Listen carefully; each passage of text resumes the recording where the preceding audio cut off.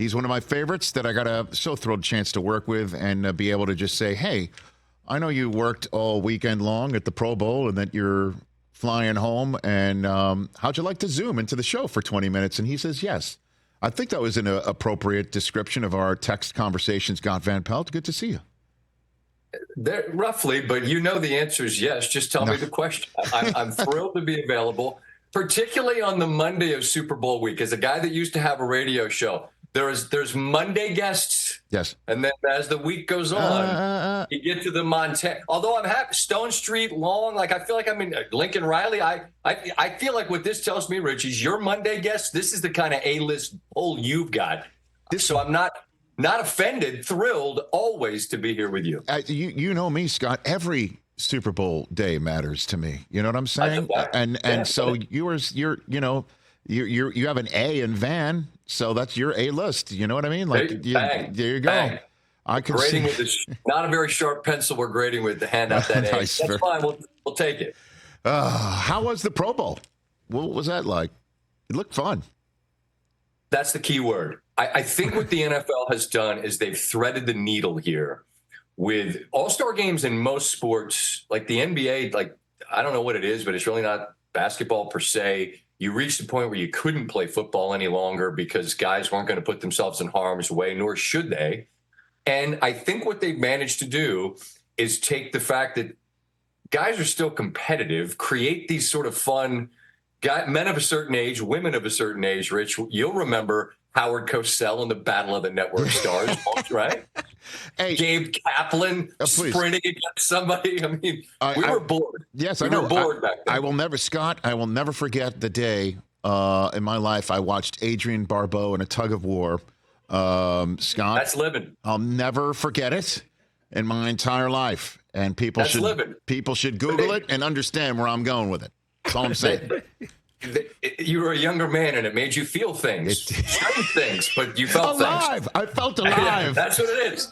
But they take the fun of that tug of wars and obstacle courses and whatnot, yes, and then you still end up with an on-field football component, and the Manning brothers component is also fun because there's real. I mean, they're great at kind of playing up the rivalry, but there's some real brotherly. Yeah. I want to beat you just because we're keeping score, and it was fun. I mean, being there for practice Saturdays is great. Just to ask honest questions of guys. Like Aiden Hutchinson was awesome. I said, "Can you have fun?" And he was looking around. And he goes, "You know what?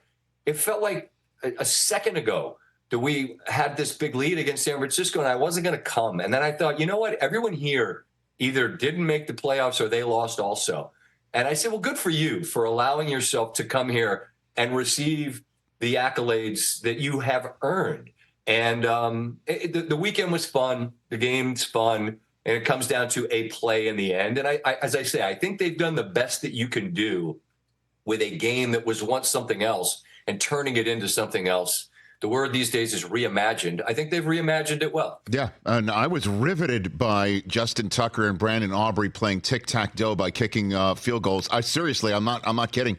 And on a scale of 1 to completely incorrigible, how is Orlovsky after he performed better than every Pro Bowl quarterback in the accuracy games?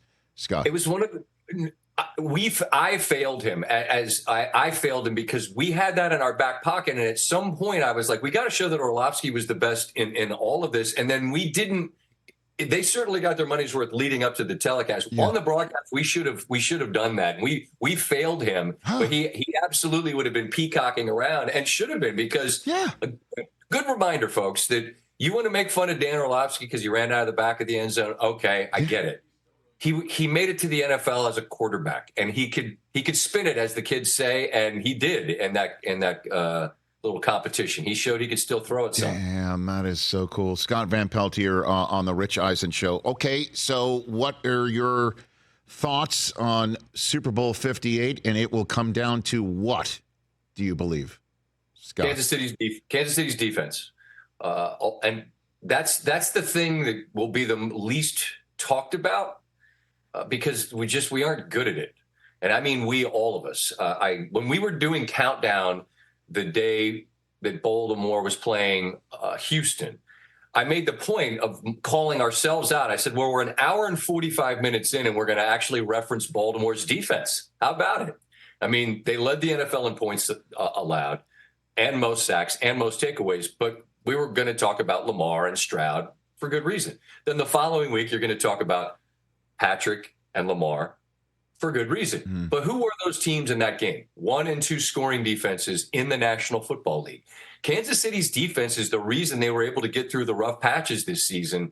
And I think San Francisco is equipped with a bunch of different weapons. We'll talk all week about Purdy because we're incapable of talking about him in anything other than he's either Joe Montana or he sucks, because that's just what things, every conversation comes down to. Either you're the best or you're garbage.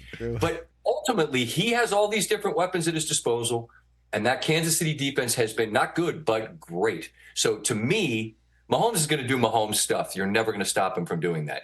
But can San Francisco do enough against that Kansas City defense that they can win the game? That, I believe, is the most will be the most substantial decider of the outcome of the game, I think. Yeah, I mean, and let's dig into the Purdy conversation as you just referenced. Not much nuance when it comes to the Brock Purdy conversation. And, you know, bottom line is he is one of the youngest starters in the history of the Super Bowl. He is still clearly cutting his teeth and learning. And last year, he was the darling, like Mr. Irrelevant is the most relevant player potentially in the National Football League. Isn't this interesting? And then obviously we saw how it ended due to injury.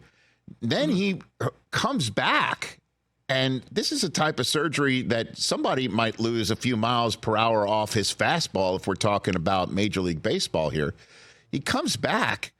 They trade away Trey Lance. Now, all of a sudden, the fact that the team's all in on him places the pressure, as we like to call it in our world, on him and changes, I think, the conversation. Honestly, I've spent so much time trying to figure out what goes through our brains collectively as a sports media here.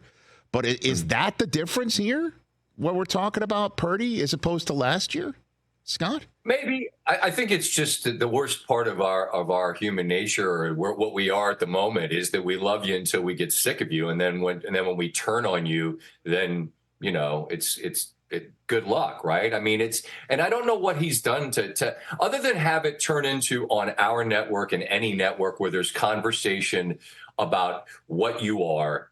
And then, you know, Cam has had his conversation about, you know, the game manager piece. And listen, I defer to a guy who's been an MVP and played in the Super Bowl. Like, his opinion has merit. Like, I feel like he actually has nuanced conversation if you're listening to it, other than just getting mad about, well, what did he say?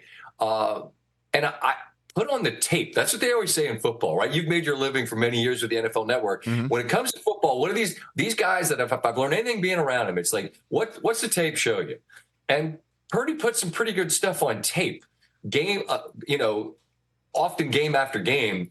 And then, you know, they got beat by Baltimore and he turned it over some. And then he's like, well, that's it. He sucks. I mean, I don't think that's fair, but we're so often not fair. We're so often not reasonable. We're going to take the most recent thing and turn it into what you are as a player. So if he wins, if they win, yes, then that means he gets to be a guy, right? And if they don't, does that mean it's his fault? Now, if they lose because he plays poorly, and he did play poorly against Baltimore, I'm not saying he didn't, but a lot of people played poorly. Goff was horrible against Baltimore, right? Mm-hmm. Detroit went in there and got destroyed. Worst game they played all year. Who was it against? Oh, that was Baltimore. I'll be damned. Like, they were hard to play against. Kansas City didn't get a point in the second half against Baltimore. Didn't need to. But my point is, a lot of people look bad against Baltimore. So I would hope that people allow the performance to speak for itself in terms of where the conversation goes from here. I just have very little faith that that'll happen, because it's like there's no he's either an MVP candidate or he's garbage, right? Like, can he just be a good starter, like on a really good team? Is that okay? But he's also an MVP candidate. I mean, he's one of the finalists. And again, why'd that happen? Why'd that happen, though? Because he performed well enough. I don't know. And in my opinion, sure. And I think it took Mahomes is Mahomes. Mahomes is in this other category on his own. He, to me, on the tiers, like he deserves to be discussed in a certain way. Yeah. And they weren't great. That offense wasn't great. And they were scuffling along. Rich, they lost at home on Christmas Day to the Raiders. And we're going, what are we doing, man? Like that wasn't Halloween or Thanksgiving. That was Christmas that happened. And so because we got that deep into the season where you didn't have a guy whose numbers just said, I'm the MVP, right? You were looking for, well, who do we have? Well, I don't know. Lamar's numbers aren't awesome, but he's pretty good. Well, San Francisco's great, and he's been pretty good. So it became who's the best player on the best team, which is why I think his name was thrown around in there.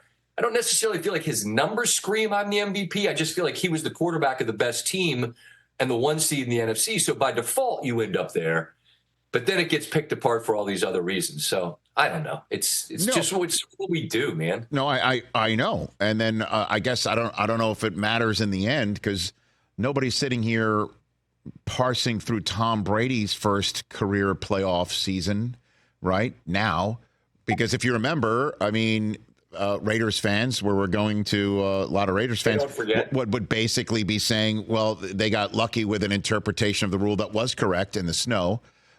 He also then got hurt, right? And Bledsoe had to come in there. And we all forget that Super Bowl week leading up to that game against the Rams, Belichick was asked, are you going to put Bledsoe in there after everything anyway? I mean, that was what Brady, and then, in the final Summerall Madden broadcast, the two of them together on Fox, Madden's like, I don't know if you're going to really put the ball in this kid's hand, just play for overtime. And they didn't. You know what I mean? Like, and so, of course. Right. So in many ways, I mean, Purdy has a similar sort of conversation around him. Like, is he really the guy? I mean, you got somebody like Bledsoe that was at least there in New England. Here, I guess what you sent Lance away.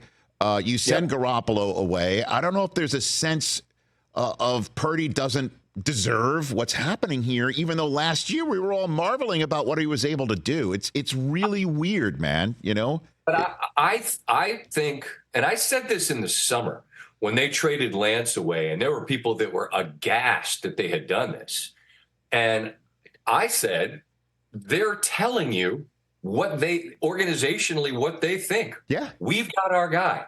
This is him. Purdy's our guy. And that was before they knew, or we knew, or if even he knew, was like, my arm going to be good enough for me to be some version of what I was last year? And then the answer, I think, was yeah. So they've told you at every step, he's our guy. And so I look, man, this is as big a stage as there is in sport. And so it'll be difficult to either not succeed or fail spectacularly because of that. One way or another, a week from today, that your conversation, all of our conversation, has to be framed with either, well, now he's on this different trajectory, or he's Garoppolo part 2, right? I mean, we don't do nuance well, unfortunately. You can. You just have to be willing to do it. Yeah, just say, well, it's maybe not this. It's maybe not he's Joe Montana or he sucks. It's okay for it to be somewhere in the middle. Yeah, I guess, or it could be a shootout, right? I don't know. That's last year that's the beauty of it. I know, right? Exactly. Last year absolutely was. Hey, listen, Hurts came out of that game last year as he's worth every penny the Eagles are going to have to pay him, and he was the best quarterback on the field for much of that game. Correct. Didn't throw a pick 6, but at the end of it, they lost. So then he played well enough so that at the end of it, even though they lost, it wasn't like, well, they lost because Hurts wasn't good enough. Correct. That wasn't what happened. In the end, everyone's kind of mad about a Bradbury call, even though Bradbury's like, yeah, maybe, I got him. So listen, to me, you asked me, what does it come down to? To me, it's Kansas City's defense they're the biggest thing that is interesting to me. And San Francisco's defense, which for quite a while had a rep for being like pretty rugged, they got eaten alive by both the Packers and the Lions. They better be better against Mahomes, or none of this conversation about Purdy is going to matter at all. Scott Van Pelt, couple minutes left with the Sports Center Anchor Deluxe right here on the Rich Eisen Show. So, as you know, Monday guests are not allowed to say, I've got 5 more days or whatever you might utilize here. I know you've got your own show. This is content in the 21st century, me asking you who you've got, but I would like an answer. Who are you going to take in this game?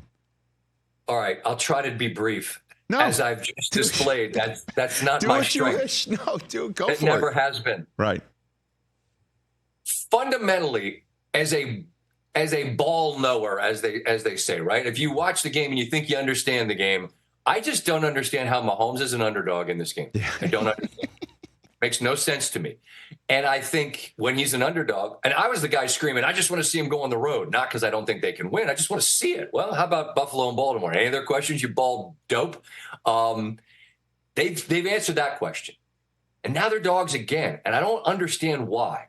And so I think in my head, well, Kansas City's going to win this game. And then fortunately or unfortunately, the venue for this game is a place through a prism I tend to see things, and that's the Vegas side of things. Mm-hmm. It feels to me like the line at the window to say, give me the Chiefs is a mile long. And that is a data point that I often consider because they're not in the business. Those lights aren't bright because every dope can show up and just go, give me the Chiefs because it's free. That's not how it works. So I'm convinced that by the time we get to the end of this week, I'm going to say San Francisco and shrug just because I can't understand how Kansas City is just this obvious because things like this rarely are. Right. So I'm going to talk myself into San Francisco, Rich, and I don't know why. If you ask me the fundamental football reasons, I'm not going to have one. Okay. Does that make any sense? So no, it does. So we're putting you down for San Francisco. Put me down. Put an SF next to me. Put an SF. And I hate it. I hate that I said it on the record. SVP. Score, Scott? SF. You got a score? You got a score? What's the total? Because I want to make it as vague as I can for the total. 47 and a hook. It feels lower than that to me. Same. Give me the Niners 24-20. 24-20. All right. We're on the lower side and we're on the favorite. God, what am I doing? Who am I talking? What am I? Don't put this on the record. Don't send this to anyone. That's kind of too Too late. late. Yeah. For that. Hey, everybody good out there? All you and all your crew. We're good, man. Right? We're good. It's raining. Lots of rain. It's raining. I can't wait. Is that all it is? No, it seems like it's pouring. It's pouring. Trees, man. It's pouring. I can't wait to get Lincoln Riley on. As you know, he's coming in hour 3. He must be just like looking around at all these new neighbors of his complaining about the rain. He must be like, "What the hell's? Where the hell did I land here in Los Angeles?" But that's the way. That's the way it goes. I've seen where he landed. It's a pretty good spot. He's doing all right. Not doing bad. Not doing poorly. By the way, I don't know if you heard, I gave you a shout out at the end of the Patriots Broncos game with the pitchy woo woo. I from the bottom of my heart, I thank you. And in the very first sequence of plays in the Pro Bowl, the AFC started chucking around, and I've never called a game in my life, and I start screaming, pitchy, pitchy, woo, woo. It's great. By the way, it's the perfect description for it. There's no other way to put it. Because it doesn't work. Although in a Pro Bowl game, it works a lot better because it never ends up in the hands of some poor guard who has to try to make a move and a decision. Well, that is now the new ceiling of Pro Bowl coverage or this type of entertainment coverage. The floor, as we all know, was the post-tire race chat between Howard Cosell and Telly Savalas years ago. The sack race with Robert Conrad. But I could go on and on. It's like one big Mad Lib. I love that you mentioned that, Scott. Ed Asner and arm wrestling with he played football. Vic Tayback. Is that the guy from Alice? Did I hit you with a Vic Tayback? Yeah. The big dingy. Yes, correct. Vic Tayback. All the old heads are smiling. All the youngsters are like, "What happened? What are these? Tell these two guys to shut up. Get Van Pelt out of here." Why are they not talking about SZA? Thanks again, Scott. Really appreciate it. All right, always a pleasure. See you in Vegas. You're right back at you. The great Scott Van Pelt. Here on the Rich Eisen Show. Vic Tayback died 34 years ago. Oh, dude. Vic Tayback. He was Mel of Mel's Diner. Yeah. Come on now. Catch the Rich Eisen Show every single day on the Roku channel, 12 to 3 Eastern, for free.